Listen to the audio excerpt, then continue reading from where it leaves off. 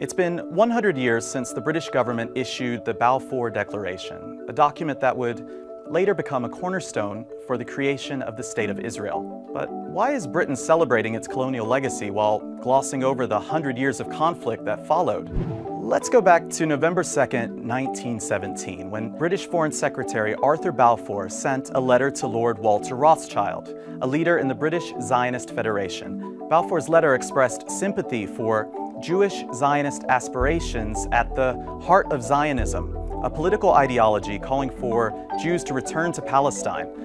The Balfour Declaration said the UK would use their best endeavors to facilitate the establishment of a national home for the Jewish people in Palestine. So on that date, Zionism became an official objective of Britain's foreign policy. But the British had no legal authority to establish a home or a state for anyone in lands that they didn't own, a land where 92% of the local population were Muslims and Christians who were never consulted. And even though they didn't own the land, the British would soon control it. The lines on the map were in flux. That's because, well, World War I was going on and British Allied troops were advancing on Palestine. Just a few weeks after the Balfour Declaration was issued, British General Edmund Allenby conquered Jerusalem. The British Prime Minister at the time, David Lloyd George, called its capture a Christmas present for the British people. During the war, the UK made a number of promises that it wouldn't keep. One was to the Sharif of Mecca, Hussein bin Ali. He's the great-great-grandfather of Jordan's King Abdullah II. Britain promised their support for a single, independent, and unified Arab state. And in return, he agreed to be part of a revolt against the Ottoman Caliphate.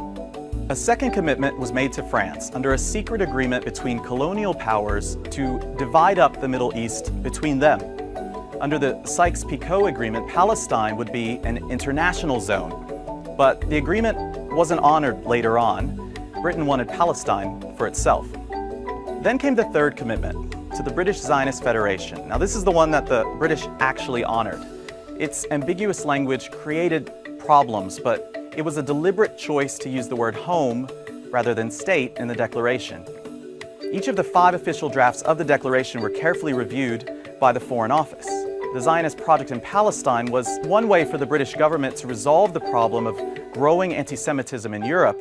It would also protect Britain's interests throughout the region.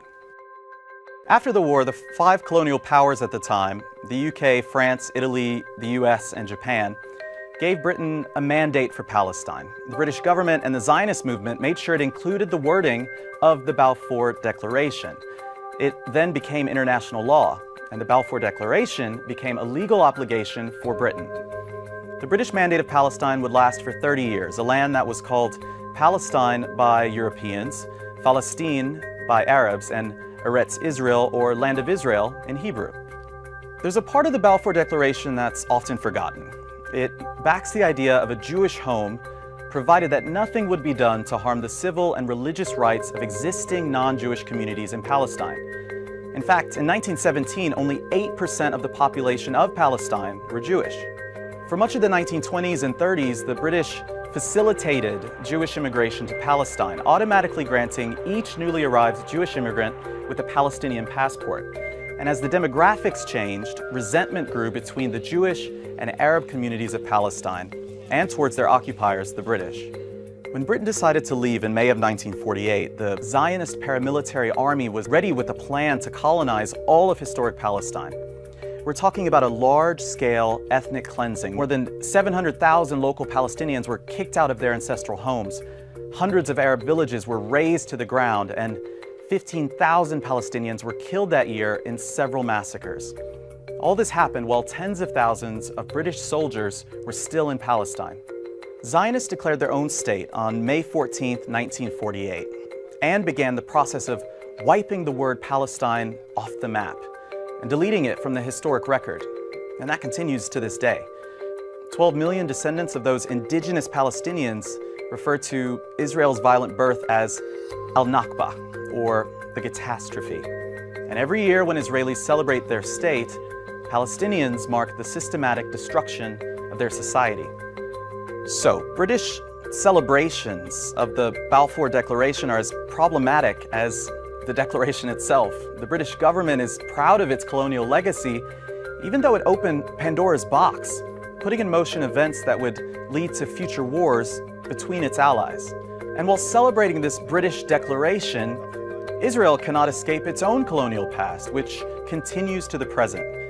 Palestinians and Arabs call the Balfour Declaration one of the most shameful documents ever created by a colonial power. They're demanding that Britain apologize for it, not celebrate it.